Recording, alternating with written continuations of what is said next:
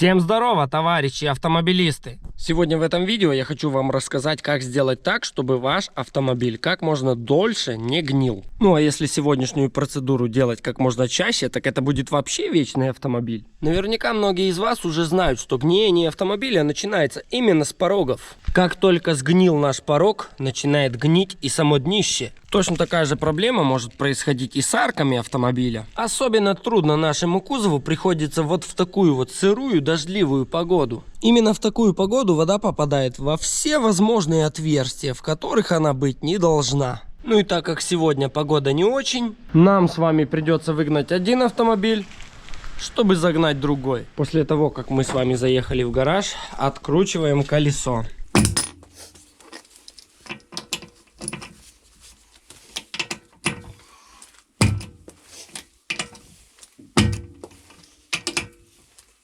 Затем поднимаем наш автомобиль. Ну и только после этого мы снимаем и вытаскиваем наше колесо. После того, как мы с вами сняли колесо, обязательно обращайте внимание на наличие вот таких вот заглушек. Они должны быть. Такая вот резиновая заглушка не должна болтаться, не должна выпадать и ни в коем случае не должна проваливаться вовнутрь. Да и вообще, настоятельно рекомендую за этими заглушками пристально смотреть, потому что они любят высыхать, вылетать и просто теряться. Тогда у вас получается просто открытый доступ в порог.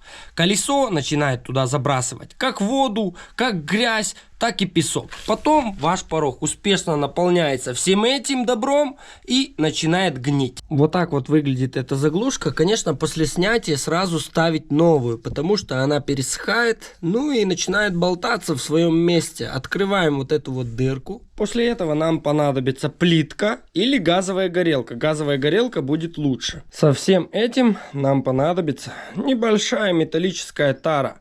Затем покупаем баночку литровую негрольчика и начинаем выливать в тару. Выливается он неохотно, нужно некоторое время, потому что очень густое. Надавливая на бутылку, мы все равно своего добиваемся. Ох, какое оно густое все-таки.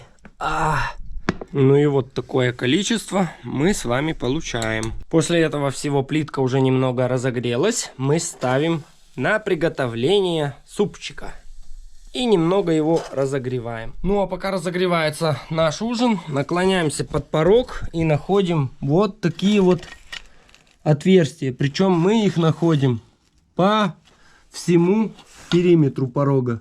Их нам нужно чем-то закрыть для того, чтобы на некоторое время они были закрытыми. Ничего умнее придумать я не смог. Просто взял маленькую веточку и обмотал малярным скотчем. Давайте попробуем. Смотрится это ужасно, но я надеюсь, держать оно его будет. К такому колхозному методу я пришел. Ну, если у вас получится придумать что-нибудь другое, чтобы их заглушить на время, пожалуйста. Наш негрол делаем максимально жидким. И ко всему этому нам понадобится вот такой вот пистолетик. Если присмотреться, то можно увидеть, как он закипает. На этом, я думаю, достаточно. Раскручиваем наш с вами пистолетик. Из обычной бутылки делаем вот такую вот леечку, которая просто замечательно входит сюда. Также нам с вами для этого понадобится компрессор, но не обязательно иметь профессиональный. Можно использоваться тем, которым мы качаем шины в дороге автомобиля, который работает от прикуривателя. После этого делаем вот такую вот процедуру. Далее собираем наш пистолет.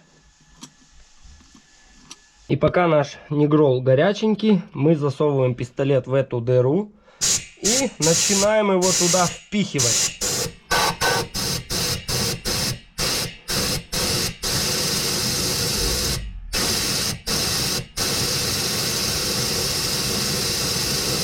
После негрола мы можем взять какую-то старую отработку, добавить ее в тару и с помощью вот такой вот бутылки мы с вами можем залить еще туда масло.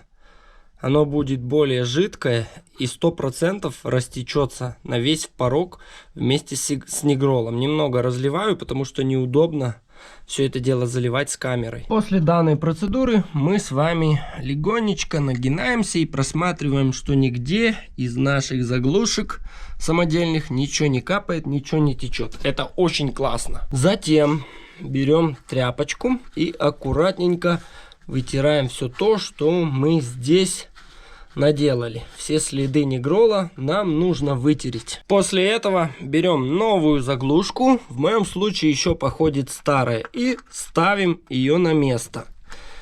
Таким образом, чтобы она стала так, как она здесь стояла. Вот так вот это все выглядит теперь. Но это еще не все. Затем берем банку черного антикоррозийного грунта. Вот так вот она выглядит. Ее хорошенечко взбалтываем. После этого открываем ее.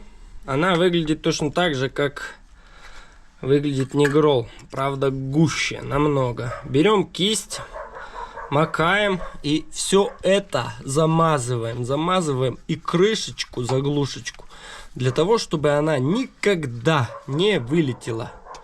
Вот таким вот образом намачиваем кисть и промазываем нашу заглушечку. Некоторое время ждем, чтобы средство схватилось, антикоррозийный грунт вернее, и повторяем процедуру вот таким вот образом. Если делать так, как я вам говорю, вот эту вот заглушку антикоррозийный грунт замазывает по кругу, и большая вероятность того, что она не вылетит. Это раз.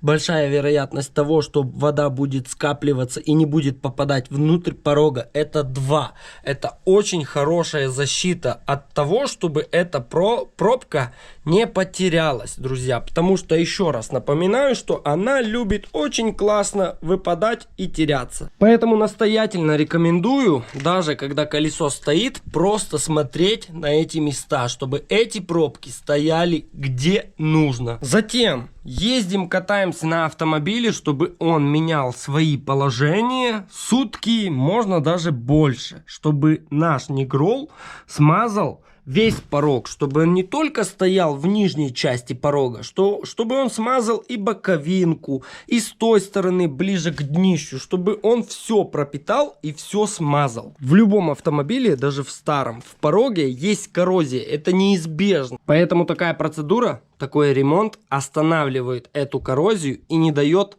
ей прогрессировать. А если эту процедуру с нигролом делать 2 раза в год, ну или хотя бы раз в год, ваш автомобиль и ваши пороги будут вечными, тем более днище. И если вам понравился такой видеоролик, ставьте лайк и подписывайтесь на канал. Всем пока!